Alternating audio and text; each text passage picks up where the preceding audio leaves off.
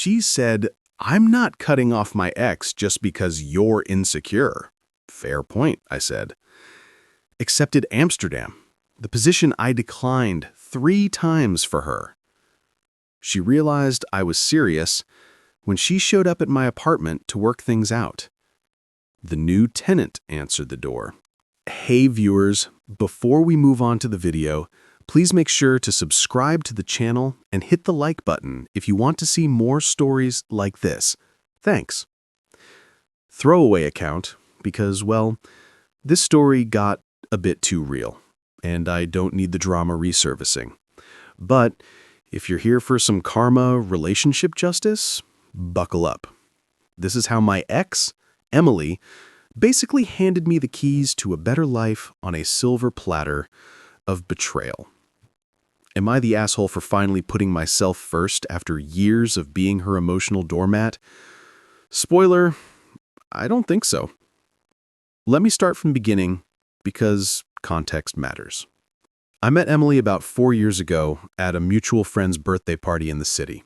She was this vibrant marketing grad, full of big dreams about climbing the corporate ladder, and I was just hitting my stride as a software engineer at a solid tech firm. We clicked instantly, shared laughs over bad karaoke, late-night talks about our ambitions. I fell hard, and she seemed to as well.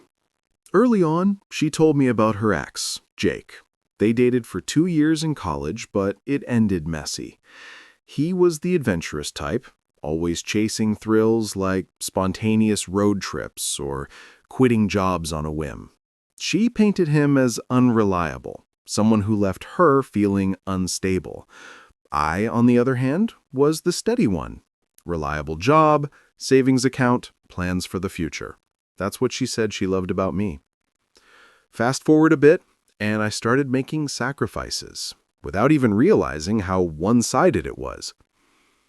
Emily hit a rough patch right after we got serious, lost her entry-level job due to company downsizing, struggled with anxiety about her career.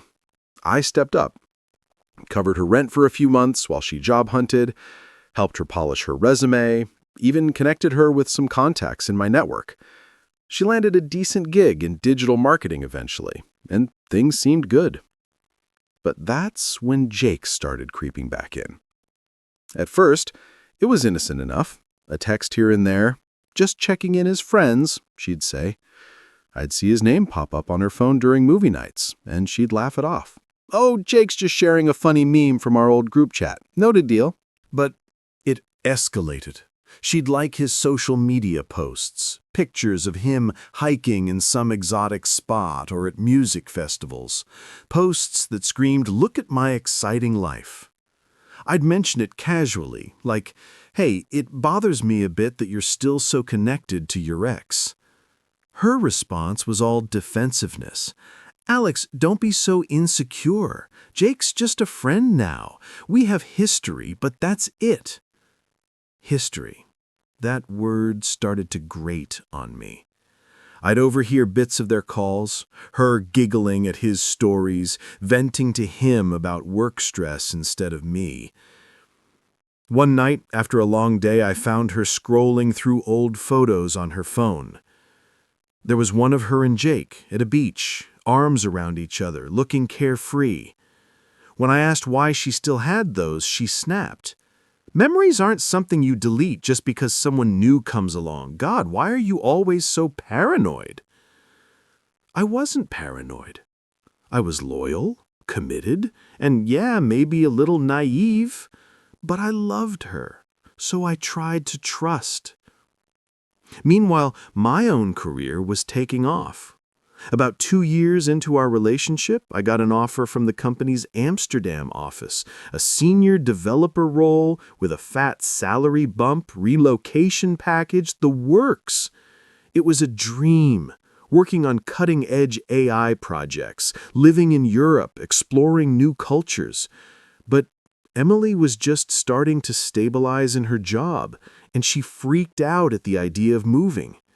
"I can't uproot my life right now, Alex. What about my friends, my family? And Jake's here too. He's going through stuff, and I want to be around for that." "Wait, what?" Jake's stuff mattered more than our future? I turned it down for her. She hugged me tight that night, whispering how much she appreciated it. "You're my rock, Alex. I don't know what I'd do without you." But 6 months later, the offer came again. Same position, even better terms. Emily was in a good place by then. But she hesitated. Amsterdam sounds amazing, but I don't know if I'm ready for that big a change. And Jake just got dumped. He's a mess. I feel bad leaving everyone behind. Again, Jake. I declined a second time, telling myself it was for us. My boss was baffled. This is career suicide, man. Opportunities like this don't come often. The third offer hit last year. By then, things with Emily were strained. Her friendship with Jake had ramped up. Coffee meetups she downplayed as catching up. Late-night texts she'd hide when I walked in the room. I'd catch her comparing us subtly. "Jake's starting that adventure travel blog. It's so inspiring. Your job's great, but it's just predictable." It stung. I was the one paying bills, planning dates, being there through her lows, yet I was predictable. When the Amsterdam email landed, I brought it up over dinner. "Emily, this could be huge for us. Fresh start, better life." She sighed, twirling her fork. "I get it, but I'm happy here. And honestly, if you're pushing this because you're jealous of Jake, that's on you." Jealous? Maybe a little, but it was more about respect. I wanted boundaries. "Look, if we're serious, maybe tone down the contact with him. It feels like emotional cheating." Her eyes narrowed. "Emotional cheating? Wow, Alex, that's dramatic. I'm not cutting off my ex just because you're insecure. People can be friends after dating. Grow up." That line hit like a gut punch. I'd sacrificed promotions, stability, all for her comfort, and now I was the insecure one. I sat there staring at my plate, feeling the weight of those 3 declined offers. But I didn't argue. Not yet. Instead, I nodded slowly. Fair point. And in that moment, something shifted. I excused myself, went to the bedroom, and replied to the email. Accepted. Start date in 2 months. No fanfare, no announcement, just a quiet decision to stop being her backup plan. The next few weeks were a slow unraveling. Emily acted like nothing happened, still texting Jake openly, posting vague stories about cherishing old connections. I kept my acceptance under wraps, tying up loose ends at work, subletting the apartment discreetly. Internally, I was a mess, replaying every sacrifice, every time I put her first. Why had I declined Amsterdam 3 times? For someone who saw me as predictable? The confusion gnawed at me during long walks alone, staring at the city lights, wondering if I'd wasted years on a one-sided love. But I didn't lash out. I just detached, packed boxes in silence while she was out, focused on the logistics of the move. It was like watching a movie of my own life. Realizing the plot twist was me finally choosing myself. Things came to a head one evening, about a month before my move date.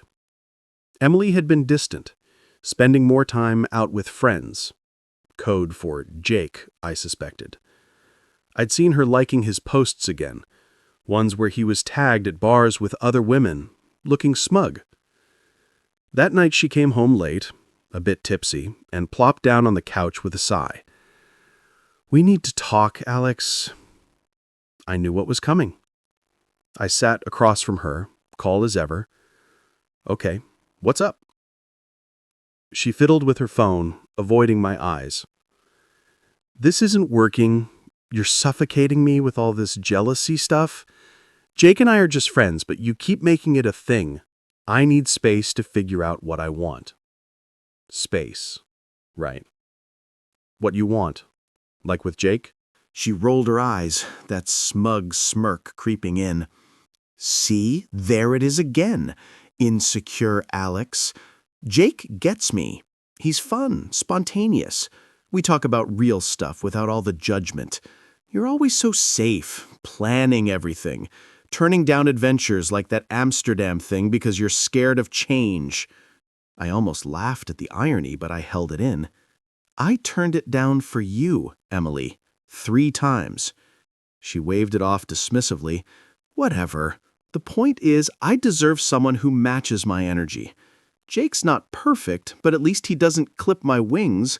I'm not saying I'm running back to him, but yeah, we're hanging out more. It's platonic, mostly, but you're holding me back. Her words were like knives twisted with that entitled logic. So you're choosing his friendship over us? God, why does it have to be a choice? But if you're forcing it, then yes. I'm not cutting him off just because you're threatened. That's manipulative, Alex. If you trusted me, this wouldn't be an issue. Manipulative? From the woman who'd guilt me into staying put while flirting with her ex? She leaned back, crossing her arms, looking so sure of herself. I think we should take a break, maybe permanent. I'll crash at a friend's tonight. Give you time to think about how controlling you've been. I didn't beg, didn't raise my voice, just looked at her steadily. Fair point. If that's what you want, go ahead. She blinked like she expected a fight. Wait, that's it? No, please stay? You're just okay with this? What do you want me to say, Emily? You've made your choice clear. She huffed, grabbing her bag. Fine, whatever. You'll regret this when you realize no one's putting up with your boring routine. And with that, she stormed out, slamming the door. I heard her muttering something about finally free. As she left, alone in the apartment, the silence hit hard. I poured a drink, sat on the balcony, and let the unfairness wash over me. Years of loyalty dismissed as controlling. Sacrifices thrown back in my face. Part of me wanted to call her, explain the Amsterdam thing, make her see what she'd lost. But no, that would be begging, and I was done. I texted my boss, "Move is on, wrapping up here." Then I blocked her number. Not out of spite, but to protect my peace. The next day, I listed the apartment fully, packed the rest of my stuff, and started saying quiet goodbyes to friends. No drama, no social media rants, just forward motion. But the confusion lingered, nights staring at the ceiling, replaying her justifications. How had her platonic friendship turned into this? Was I really the insecure one? Or had she been manipulating me all along? It felt outrageous, undeserved, after everything I'd given. I journaled a bit, talked to a therapist friend anonymously. "You're not crazy," he said. "That's classic emotional abandonment." It helped, but the pain was real. I let it breathe, didn't rush to get over it. Amsterdam loomed like a lifeline, a chance to rebuild from the ashes of her betrayal. I didn't disappear overnight. It took planning. With the move 2 weeks away, I focused on tying up loose ends, shipped Y essentials ahead, handed off projects at work, even hit the gym more to clear my head. Internally, the shift was happening. From vulnerable and questioning everything, to a quiet resolve. This is my life, I told myself in the mirror, not hers to dictate anymore. Emily tried reaching out a couple days after the breakup, probably expecting me to chase. A text from a mutual friend's phone. "Hey, it's Em. My phone's acting up. Can we talk? I didn't mean for things to end like that." I didn't respond. Then an email. "Alex, come on, you're being childish. Let's meet and sort this out maturely." Still nothing from me. I was done engaging. Word got around through friends. One messaged me. "Dude, Emily's telling everyone you overreacted about Jake. Says you're ghosting her out of spite." Let her spin it. I kept my responses neutral. We wanted different things. Wish her well. No bad-mouthing, no details about Amsterdam. That was mine. The day before my flight, I handed the keys to the new tenant, a quiet grad student I'd found through a listing. "Place is yours now. Good luck." He nodded, oblivious to the backstory. I crashed at a hotel near the airport, feeling a mix of nerves and freedom. For the first time in years, I wasn't planning around someone else. Landing in Amsterdam was surreal. The canals, the bikes everywhere, the fresh start. My new team welcomed me with open arms. Dinners out, tips on neighborhoods. The job challenging but rewarding. Diving into projects I'd only dreamed of back home. I rented a cozy apartment overlooking a park, started exploring museums on weekends, even picked up some Dutch phrases. The confusion faded into clarity. I'd been holding myself back for her. Now I was free. Friends back home kept me loosely updated, though I didn't pry. Emily's hanging with Jake a lot now. Seems official. Good for them, I thought, genuinely at first. But as weeks turned to months, my internal voice strengthened. No more what-ifs, just gratitude for the push I needed. That's when karma started rolling in. Slow at first, then like a freight train. I didn't seek it out, didn't stalk her socials or pump friends for info, but bits trickled through mutuals who felt bad keeping it from me. About a month into my Amsterdam life, a buddy from back home messaged, "Hey man, thought you should know. Emily and Jake are a thing now. She's posting pics of them at some festival looking all loved up." I chuckled at my desk, sipping coffee overlooking the canals. Predictable indeed. But the shine wore off quick. Turns out, Jake's adventurous side came with baggage. From what I pieced together via sporadic updates, he was drowning in debt. Credit cards maxed from those spontaneous trips, no steady job beyond gig work. Emily, fresh off our breakup, quit her marketing role impulsively to join him on the road, dreaming of that travel blog life she'd gushed about. Bad move. They bounced around for a bit, her funding most of it from savings I'd helped her build. Friends started distancing. Our mutual circle saw through her spin, especially after one overheard her trash-talking me at a gathering. Alex was too safe, Jake's real passion. Then the cracks showed. Jake got volatile during a trip. Arguments over money, him flirting with others right in front of her. She confided in a friend who relayed, "Emily's a mess. Jake bailed on her in some random town, left her with the hotel bill, said he needed space." Sound familiar? Irony at its finest. She scrambled back home, jobless, dipping into credit just to cover rent. Her social media shifted from smug couple shots to vague posts about growth through pain and learning from mistakes. One mutual said her family was fed up too. Her sister, always the enabler, even admitted, "Em's spiraling. Jake used her and ghosted." Professionally, it tanked. Without her network, which I'd helped cultivate, landing gigs proved tough. She applied to a few places but got rejections. Word was her abrupt quit raised red flags. Isolation set in. Friends who defended her freedom now sided with the truth. She'd emotionally ditched a good guy for a flake. One update hit particularly hard for her. A former colleague mentioned my Amsterdam move in a group chat she was still in. Alex is killing it overseas. Senior role, traveling Europe on weekends. Her response? Radio silence, then unfollows all around. I didn't gloat. Didn't need to. Sitting in my new apartment, hosting a small dinner with coworkers, I felt the reversal. Her downfall wasn't some dramatic explosion, it was realistic, earned from her choices. Broke, alone, reputation frayed. Meanwhile, I was thriving. Promotion talks at work, weekend trips to Paris, even dipping into dating apps casually.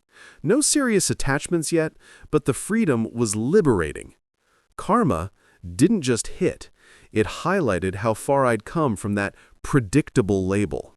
She discarded me like a safety net, only to find the ground rushing up. Her attempts to crawl back started subtle, then snowballed into desperation. First, about 3 months post-move, an email slipped through, my work one, since I'd blocked her personal. Hey Alex, heard you're in Amsterdam now. Wow. Congrats, I guess. Look, I know things ended badly, but I miss talking. Jake was a mistake. He's not who I thought. Can we chat just as friends? I read it at a cafe, bike traffic buzzing outside. No sympathy stirred. She'd called me insecure for wanting boundaries, yet here she was, after her spontaneous fling imploded. I archived it without replying. Next came texts from unknown numbers. Burners, probably. It's Emily. Please don't ignore me. I messed up big time. Jake turned out abusive, controlling. He isolated me from everyone. Sound familiar? Wait, no, that was unfair. But I see now how good you were. Escalation hit with calls. Voicemails piled up. Alex, pick up. I'm sorry for everything. I was smug, dismissive. You didn't deserve that. Let's meet. I could visit Amsterdam. We had something real. Her tone shifted from apologetic to pleading.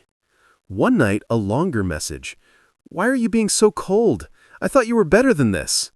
Jake left me broke, alone. My family's worried. At least respond so I know you're okay. Ah, the family. That's when her toxic crew jumped in. Her sister, Lisa, always the unpleasant meddler, DM'd me on social. Hey, jerk. Emily's crying nonstop because of you. She made one mistake and you're ghosting like a coward. Grow a pair and talk to her. She deserves closure. Then her mom called from a withheld number, voice dripping guilt. Alex, honey, I know she hurt you, but family's family. Emily's unraveling, lost her job, no friends left. Be the bigger person. Come on, for old time's sake. I didn't engage. Blocked where I could, deleted the rest. But she amped it up. Anger kicked in after a week of silence. Another voicemail. Fine, ignore me. But you're heartless, Alex. I bet you're loving this. Me begging while you're off playing expat? Jake was right. You're boring and vindictive. How dare you just vanish? Hypocrisy on full display, accusing me of what she'd done. She even roped in a mutual friend. Dude, Emily's harassing me to reach you. Says you owe her an explanation. Her sister's calling you names behind your back. This is getting messy. Through it all, I stayed detached. No, I'm sorry to hear that. Her sympathy? Internally, it confirmed everything. Her true colors shining when things didn't go her way. Desperate texts turned frantic. Please, Alex, I need help. I'm in debt. Might lose my place. Remember when you covered my rent? Just talk to me. Power reversal, clear. The one who'd smugly walked out, now powerless, grasping at ghosts. The final nail came at an unexpected spot. A mutual friend's wedding back home. I'd flown in for it. First trip stateside in 6 months. Kept it low-key, but word spread. The event was at a quaint venue outside the city. String lights and laughter everywhere. I was chatting with old pals, suit sharp, Amsterdam glow on me, tan from bike rides, stories of canal cruises drawing smiles. Then I spotted her.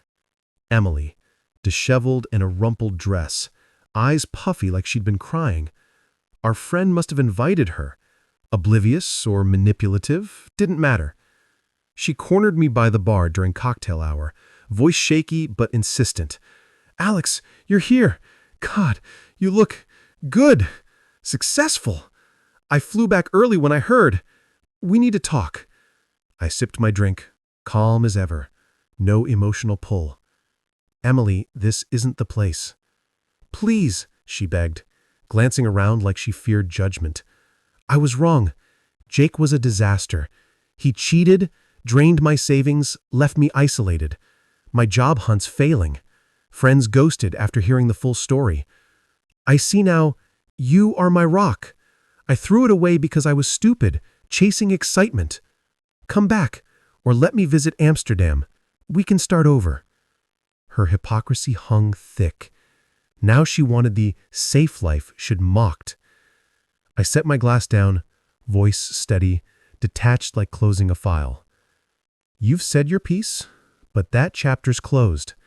I built something here, new role, new city, new perspective. You're not part of it anymore. She teared up, anger flickering. That's it? After everything? You're just done? I begged Alex. My family's furious with you. Lisa says you're cruel. Tell them hi, I said flatly. No bite, just fact. But their opinions don't matter. Neither do yours, honestly. I've moved on, literally and figuratively. You're irrelevant to my happiness now. She stared, realizing the reversal. Me thriving, her desperate. Roles flipped. Guests nearby whispered, her failure on display against my quiet success. She muttered, "You'll regret this," but turned away, shoulders slumped. I rejoined the group, toasting the bride. Free had evolved. She was a fading echo. Back in Amsterdam, life hummed on. Promotion sealed. Dates turning promising. 0 backward glances. Karma delivered. I just accepted the upgrade. Thanks for watching. Make sure to subscribe to the channel and hit the like button. What do you think about this story? Share it in the comments.